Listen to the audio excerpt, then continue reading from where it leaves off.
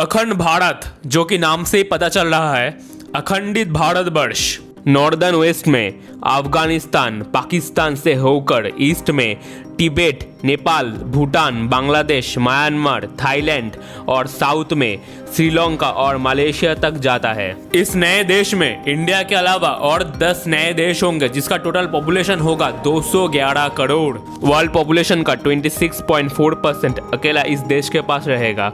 India 7th largest country है in the world with 3.28 million square kilometre area. ये 10 country जुड़ जाने के बाद अखंड भारत वर्ल्ड का 6th बिगेस्ट कंट्री होगा with 7.86 million square kilometre land. India $3.7 trillion के साथ वर्ल्ड 5th लार्जेस्ट इकोनॉमी है। अखंड भारत $5.7 ट्रिलियन के साथ वर्ल्ड 3rd लार्जेस्ट इकोनॉमी होगा आफ्टर यूएस एंड चाइना। इतने बड़े लैंड में घूमने के लिए आपको किसी वीसा की ज़रूरत नहीं पड़ेगी। काबुल से बैंकॉक या कोलंबो आप कहीं भी वीसा फ्री एक लॉन्ग ट्रिप में जा सकते हो। यहाँ पर ट्रांसपोर्टेशन के लिए एक्स्ट्रा चार्जेस नहीं देने पड़ेंगे। बिजनेस और ज़्यादा प्रॉफिटेबल हो जाएगा। अखंड भारत चाइना को ओवरटेक करके दुनिया का सबसे बड़ा मैन्युफैक्चरिंग हब बन जाएगा। लो कॉस्ट वर्कर फी की वजह से सारे इंटरनेशनल कंपनी इंडिया में अपना मेन ब्रांच ओपन करेंगे। देश के बड़े सिटियों में काबुल, लाहौर, कराची, दिल्ली, मुंबई, कोलकाता, ढाका, बैंकॉक जैसे शहरों का नाम गिना जाएगा। तो इस नए देश में एक से ज्यादा कैपिटल होंगे। जो पैसा India Pakistan border, Pakistan Afghanistan border, Akshay चीन मैकमोहन लाइन पे लगता है, वो पैसा देश की इकोनॉमी में जुड़ जाएगा। तो क्या अखंड भारत इतना इजी और इतना इफेक्टिव है? अखंड भारत में जुड़ने वाले मेजॉरिटी कंट्री इस्लाम और बुद्धिस्ट होंगे। इंडिया कभी भी इन कंट्रियों के ऊपर वार डिक्लेयर करके या मिलिट्री पावर से इन्हें जीत नहीं पाएगा। और अगर जीत भी लिया तो देश के अंदर सिविल वॉर स्टार्ट हो जाएगा, जो कि धीरे धीरे 57 मुस्लिम कंट्री एक साथ आकर वर्ल्ड वॉर 3 का आकार लेगा। और बुद्धिस्ट कंट्रियों को अगर तुम फ्रीडम दो, डेवलपमेंट दो, तो उन्हें अखंड भारत का पार्ट बनाना इजी होगा। तो कुछ दिन पहले मैं पहाड़ों पर गया था। वहां मुझे एक बुद्धिस्ट मॉन्क मिले। मेरे उनसे करीब 2 घंटा बातचीत हुई एंड उन्होंने मुझे one of my favourite topic पंचतत्व बहुत ही डिटेल में सिखाया। कैसे इस दुनिया के ब्रह्मांड के हर चीज़ पंचतत्व से जुड़ा हुआ है। तो वो धार्मिक इंसान है, मैं नहीं। फिर भी मैंने उनके पाँव छूकर उन्हें प्रणाम किया, क्योंकि वो उस वक्त मेरे टीचर थे, मेरे एडमिन थे। मैं उनसे कुछ सीख पा रहा था और किसी को श्रद्धा उसके जात धर्म देख के नहीं किया जाता, राइट। तो उनसे ही मुझे पता चला कि पहाड़ी लोग और बुद्धिस्ट कंट्री इंडिया को बहुत ज़्यादा रिस्पेक्ट करता है। ये पंचतत्व है जिससे तुम इस दुनिया में आए हो। ये पंचतत्व ही है जिसमें एक दिन तुम विलीन हो जाओगे। ये तुम्हारा दिमाग है जिससे हर भगवान इस दुनिया में पैदा हुआ है, और इसी दिमाग की वजह से एक दिन हर भगवान इस दुनिया में विलीन भी हो जाएंगे। मेनली तिब्बत, क्योंकि आफ्टर गौतम बुद्धा उनके जो सबसे बड़े स्पिरिचुअल लीडर है दलाई लामा, उन्हें चाइना तिब्बत ऑक्यूपेशन के टाइम पे एग्जीक्यूट करने वाले थे, क्योंकि वो तिब्बतियन का मेन लीडर है। तो जब वो चाइना ऑक्यूपाइड तिब्बत से भाग के इंडिया आए तो इंडिया ने उन्हें बहुत ज़्यादा रिस्पेक्ट दिया और सिक्योरिटी प्रोवाइड किया। इसलिए ज़्यादातर बुद्धिस्ट कंट्री इंडिया को बहुत ज़्यादा रिस्पेक्ट करते हैं। और तिब्बत के पास 1.2 मिलियन स्क्वायर किलोमीटर का रॉकी माउंटेन ज़मीन है, जिसमें ना जाने कितने ज़्यादा मिनरल्स होंगे। और मिनरल्स या खनिज equal to richness equal to किसी भी कंट्री का वेल्दीनेस। और अगर मुस्लिम कंट्रियों का बात करें लाइक अफगानिस्तान, तो अफगानिस्तान के 70% नॉर्मल मासूम लोग इंडिया से बहुत ज़्यादा प्यार करते हैं, क्योंकि इंडिया ने अफगान में बहुत सारे इन्वेस्टमेंट किया, बहुत सारे प्रोजेक्ट में हेल्प किया लाइक सैलमा डैम। एंड अफगानिस्तान की इकोनॉमी ऑलरेडी कोलैप्स हो चुका है। अगर ये इंडिया का पार्ट बन जाए तो यहाँ के लोगों को इकोनॉमी और फ्रीडम वापस मिल जाएगा। बदले में इंडिया को काबुल मिलेगा, सारे अरब कंट्रियों से बिजनेस करने का ईजीएस्ट वे। अखंड भारत में जो सबसे बड़ा प्रॉब्लम आएगा वो है धर्म का प्रॉब्लम, हिंदू मुस्लिम का प्रॉब्लम। कुछ लोग हैं जो धर्म के नाम पर ऐसा सोच रखते हैं। सबसे पहले उन लोगों से बाहर आना पड़ेगा।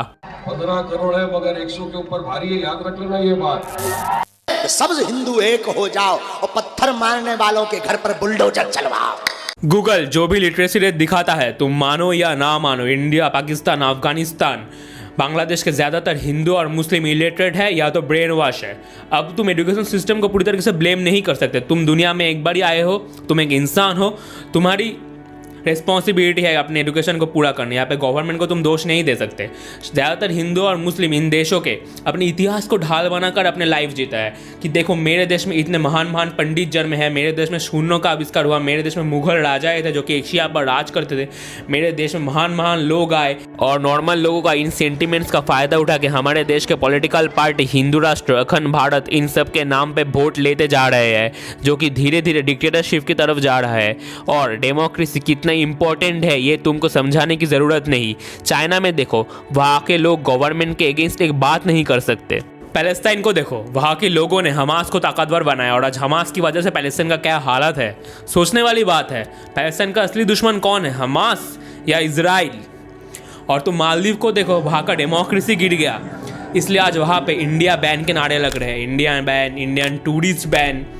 म्यांमार को देखो, वहाँ का डेमोक्रेसी सही नहीं है, पूरी तरीके से नहीं है, इसलिए वहाँ पाकिस्तान के तरह ही मिलिट्री डिक्टेटरशिप चलता है। तो तुम क्या चाहते हो, इंडिया के हालात भी ऐसा बन जाए? वैसे भी आज बाहर दिवाली है और मैं घर पे वीडियो बना रहा हूँ। एक टाइम पे मैं भी मेरे दोस्तों के साथ ऐसे ही दिवाली पे बहुत एंजॉय करता था। जैसे मैं तुम्हें एक रियल स्टोरी बताता हूँ। मैं एक अच्छे प्राइवेट कॉलेज में हूँ, तो वहाँ भी दो तरह के ग्रुप्स हैं, जिसमें पहले ग्रुप में लड़के और लड़के अपने फ्यूचर को लेकर सीरियस है, वो स्टॉक मार्केट में इन्वॉल्व है, वो क्रिप्टो में इन्वॉल्व है, वो रियल एस्टेट में इन्वॉल्व है, वो सेल्फ इम्प्रूव में ध्यान देते हैं। और दूसरे ग्रुप में यहाँ के लड़के टीचर को गाली देते हैं, कभी पढ़ाई नहीं करते, क्लास को डिस्टर्ब करते हैं, क्लास के बीच में भोजपुरी गाने लगा देते हैं। अगर कभी टीचर का बेली दिख गया, क्लीवेज देख गया, तो वहाँ पे जूम करके फ़ोटो लेते हैं, ऐसे करके क्लास को डिस्टर्ब करते हैं। और अगर तुम लास्ट में इन्हें कुछ बोलने जाओ तो ये सब एक साथ मिल के जय श्री राम बोल के अपना यूनिटी दिखाता है, जय श्री राम, ऐसे टाइप के, राइट? शर्म आती है तुम लोगों पर, कलंक हो तुम लोग भाई। मैं इनमें से कुछ लोगों को पर्सनली जानता हूँ, इन्होंने ना ही कभी रामायण पढ़ा है ना ही कभी महाभारत, तब कहते थे कौन ही खर्चा करेगा ऐसे बुक्स के ऊपर। और वैसे भी भारत बहुत इजीली अखंड भारत बन जाएगा। मैं इतना चिंता ही क्यों कर रहा हूँ? देश के अंदर इतने सारे इंडियन फाइटर जो है, नो नॉट नवंबर फाइटर, पूरा साल मुट्ठी, एक महीना छुट्टी। ये बड़ी अच्छी बात कही आप। तो इंडिया और अखंड भारत के बाकी मुस्लिम कंट्री तभी अखंड भारत बनेंगे जब यहाँ के लोग धर्म को छोड़कर उसके आगे अपना standard of living life, net worth, democracy, ये सब सोच पाएंगे।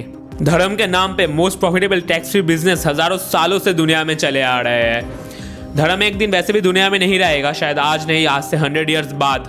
तुम सोचते हो धर्म की वजह से तुम यूनिटी में रहते हो, पर धर्म ही वो चीज़ है जिसकी वजह से तुम डिवाइड होते हो। गौतम बुद्धा वो किसी भी रिलीजियन या किसी भी मूर्ति पे विश्वास नहीं करते थे, उनकी जिंदगी जीने की अलग खुद की नीति थी, पर लोगों ने उसकी नीति को ही नया धर्म बना दिया, बुद्धिज्म। वो बोलते हैं ना, तुम जब लोगों से उसका धर्म छीन लोगे तो लोग तुम्हें ही अपना नया धर्म बना लेंगे। और आने वाले 23 सालों में जब इंडिया का 100 इंडिपेंडेंस डे आएगा, तब SCII एस्टिमेट इंडिया 35 से 40 ट्रिलियन डॉलर की इकोनॉमी बन जाएगा, जिससे इंडियन लोगों का लिविंग स्टैंडर्ड और इनकम हाई हो जाएगा। और ज़्यादातर इंडियन नेबर कंट्री तब तक फाइनेंशियल क्राइसिस में डूब चुके होंगे देश के अंदर के सिविल वॉर की वजह से। ऑलरेडी बांग्लादेश IMF से 4.5 बिलियन डॉलर का फाइनेंशियल असिस्टेंस मांग रहा है। बांग्लादेश का मेन बोर्ड टेक्सटाइल नीचे गिर रहा है। बांग्लादेश ने बहुत सारे फॉरेन लग्जरी प्रोडक्ट के ऊपर बैन लगा कर रखा है। और अगर कभी पाकिस्तान भारत का हिस्सा बन जाए तो ये कश्मीर का प्रॉब्लम सॉल्व हो जाएगा। दुनिया के जो लोग कश्मीर में टेररिज्म के डर से नहीं आते, स्विट्जरलैंड जाते हैं, वो कश्मीर आएंगे, जिससे Kashmir one of the most popular touristic profitable place in the world बन जाएगा, जिससे दोनों रीजन को ही इकोनॉमिक बूम मिलेगा।